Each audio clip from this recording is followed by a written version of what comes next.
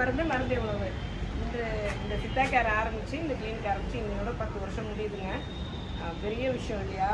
ரொம்ப ரொம்ப சந்தோஷமாக இருக்குது. நிறைய பேர் வந்திருக்காங்க, நிறைய பேர் ஆதரவு கொடுத்துருக்கீங்க. எல்லாரையும் மேக்ஸிமம் குணமாக்கியிருக்கோம். அது உங்களுக்கே தெரியும். நீங்கள் நிறைய பேர் ரெஃபரன்ஸ் பண்ணி தான் அவங்களோட சொந்தக்காரங்க, அவங்களுக்கு தெரிஞ்சவங்க, ஃப்ரெண்ட்ஸு எல்லோரும் வந்திருக்காங்க. ஸோ இது மேலும் மேலும் பிறகு வளர்ச்சி அடைகிறதுக்கு உங்களோட ஆசீர்வாதம் தேவை, ஒத்துழைப்பு தேவை.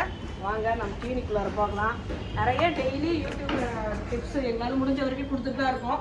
இன்னிலேருந்து ஒரு புதுசாக என்ன ஆரம்பிக்கலாம் அப்படின்னா, டிப்ஸோட சேர்த்து வாழ்வியலும் சேர்த்து நிறைய பேர் சொல்கிறாங்க. பேரண்டிங் பற்றி சொல்லியிருக்காங்க.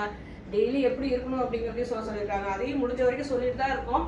முக்கியமாக பேரண்டிங்க்கு ஃபோக்கஸ் பண்ணுங்க அப்படின்னு சொல்லியிருக்காங்க. ஏன்னா நம்ம ஒன்றே ஒன்று தாங்க ஞாபகம் வச்சுக்கணும். பேரண்டிங்கில் நம்ம செய்கிறத எல்லா குழந்தைகளும் கடவுள் கவனிக்கிறாங்க இல்லையா, நம்ம பிள்ளைகள் கவனிக்கிறாங்க அப்படிங்கிறத நம்ம ஞாபகம் வச்சுக்கிட்டே இருக்கணும்.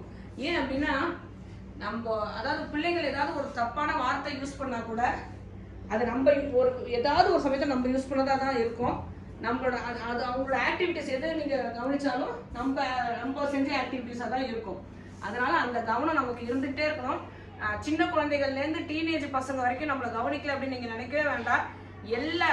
முக்கியமாக நம் வீட்டு பிள்ளைகள் நம்மள கவனிச்சுக்கிட்டே இருக்காங்க. அவங்களுக்கு நம்ம தான் ஒரு பெரிய ரோல் மாடல்.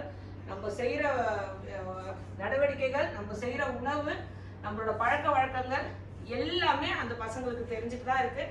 ஸோ அவங்களுக்கு உடனே அதை ஃபாலோ பண்ணுறாங்க அப்படின்னு நம்ம எதிர்பார்க்கக்கூடாது. ஃபாலோ பண்ணுவாங்க. நம்ம கரெக்டாக நடந்துக்கிட்டோம் அப்படின்னா அது ஃப்யூச்சரில் அவங்க கண்டிப்பாக ஃபாலோ பண்ணுவாங்க. நம்ம அது அப்போ அந்த டைமில் நம்ம இருக்கோம், அவங்க கூட இருக்கோம் இல்லை அப்படிங்கிறது கிடையாது.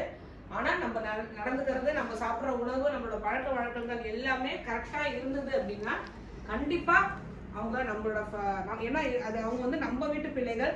ஸோ நம்ம வீட்டு குழந்தைகள் நம்மளை தான் ஃபாலோ பண்ணுவாங்க. இதை மட்டும் நம்ம ஞாபகம் வச்சுக்கிட்டு நம்ம வாழ்வியலை சிறந்ததாக ஒரு ஆரோக்கியமான உணவோட பழக்க வழக்கத்தோடு ஆரம்பித்தோம், நடந்துக்கிட்டே இருந்தோம் அப்படின்னா நமக்கு நோயில்லா வாழ்வு நமக்கும் சரி, நம்ம ஃப்யூச்சரில் நம்ம பிள்ளைகளுக்கும் சரி கண்டிப்பாக கிடைச்சிரும். அதை மட்டும் நம்ம எப்போது ஞாபகம் வச்சுக்கிட்டா போதும்.